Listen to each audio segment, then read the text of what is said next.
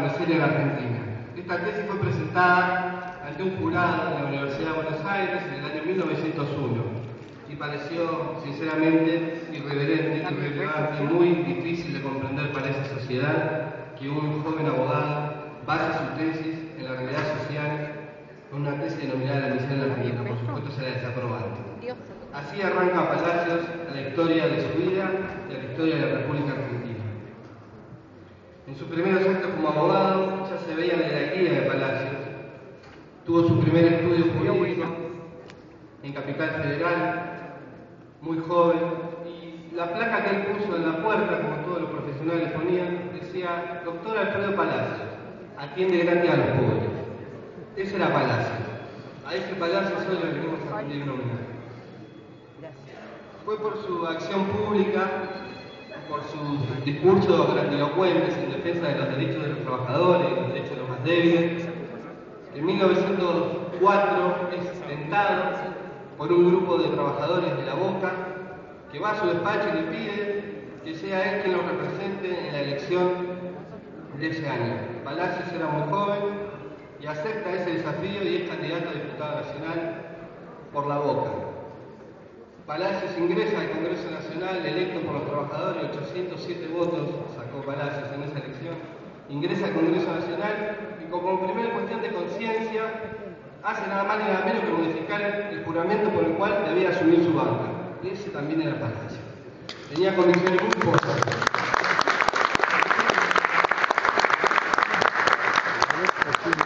Palacios en 1918 fue un promotor, un impulsor y un defensor de los jóvenes reformistas. Lo hizo en la tribuna, lo hizo desde la doctrina y lo hizo en la calle.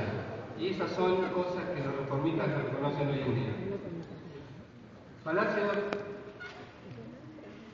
fue muchas veces legislador, fue 3 veces senador, fue diputado nacional, entre otras cosas. La característica es que nunca terminó su mandato, por distintas razones, por los golpes de Estado, o por una renuncia, por una discusión con el partido, o por su fallecimiento. La verdad que nunca terminó sus mandatos. Pero dentro de ellos trabajó mucho y muy fuertemente, y lo hizo con leyes muy fundamentales para la sociedad de esa época, incluso para la sociedad de hoy en día siguen siendo revolucionarias.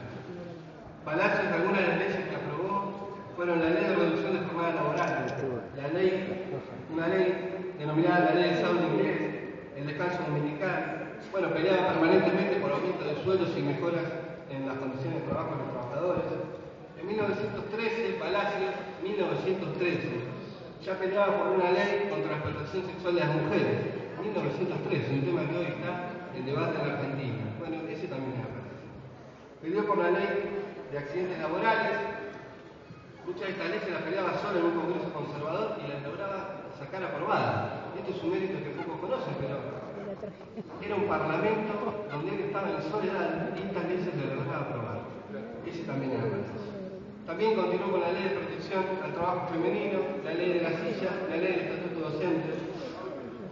Entre otras cosas que podemos decir, Palacios tenía una vasta obra legislativa, pero también tuvo una vasta obra doctrinaria. Palacios escribió La miseria, como ya dijimos, La fatiga, El nuevo derecho, Masa en Latinoamérica, Una revolución auténtica, Fascismo e imperialismo, Un mensaje a la juventud y muchísimos textos más, entre otros que escribió.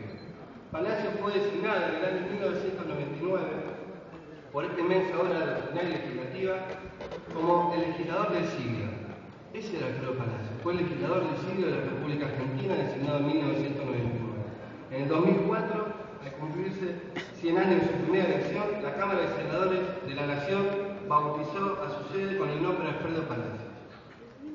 Su pasión nacional lo llevó a introducir banderas argentinas en las luchas de las conmemoraciones del 1 de mayo, que hasta ese momento solo existían banderas rojas del Partido Socialista. Él al socialismo le impuso un carácter muy nacional, por eso tenía estas formas de vivir nuestro Partido Socialista.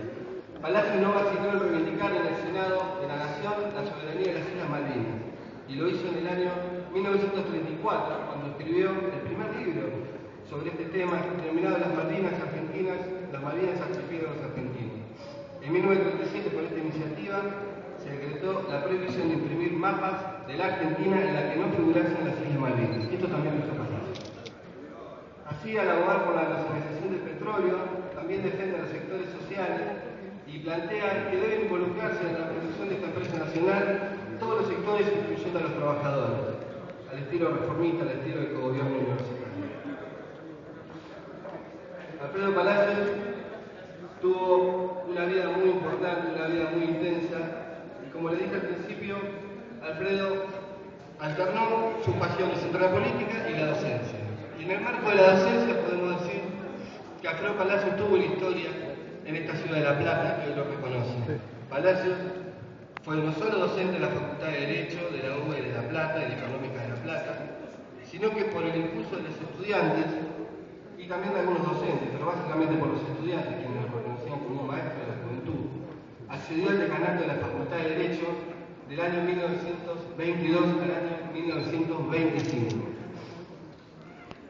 En su mandato como decano, lo que hizo fue impulsar políticas reformistas, políticas de igualdad, creó institutos que tenían que ver con la integración latinoamericana, y todo esto lo hizo en base y siempre de la mano y acompañado por los estudiantes, a quienes les solía repetir que la abogacía no es el aprendizaje de trampas. Se decía a los jóvenes que a los jóvenes se les debe enseñar a amar la justicia. Decía que la justicia era el sostén de los débiles, el estímulo de los fuertes y la base moral y fundamento de nuestra patria. Palacios, en el año 1941, impulsado también por los estudiantes de nuestra ciudad de ese momento, accede al rectorado, que se llama en realidad presidencia, porque es una universidad reformista. Accede a la presidencia de la Universidad Nacional de La Plata, cargo que cursa políticas similares a las que hacía como decano, siempre integrando a los estudiantes como protagonistas de estos hechos. Terminó su gestión, por supuesto interrumpida, como todas en su vida, en 1943, y fue a causa del golpe de Estado que repudió, que por ese repudio no solo sufrió la cárcel, sino también, por supuesto, sufrió la deshonra de esa sociedad que apoyaba el golpe. Pero Palacios tuvo en ese momento el apoyo de muchas personas nacionales e internacionales, inclusive una carta de apoyo muy famosa del físico Albert Einstein, quien lo reconocía como un gran demócrata y hacía valer su posición en contra del golpe de Estado. Ese también era Alfredo Palacios. Palacios, en su gestión como presidente de nuestra universidad, creó el Instituto de Teatro, creó la primera estación de radio universitaria del mundo, que es la actual radio universitaria AM 1390. Creó los institutos dedicados al estudio del urbanismo, la seguridad social y la aeronáutica. Crea también la sección de niñas de la Escuela Graduada Joaquín B. González. Incorporó a la Universidad de La Plata la Casa de Descanso Samay Hussein, que está en Chilecito, provincia de La Rioja. Palacios afilió al Partido Socialista, señores, en la ciudad de La Plata. Ese también era Alfredo Palacios.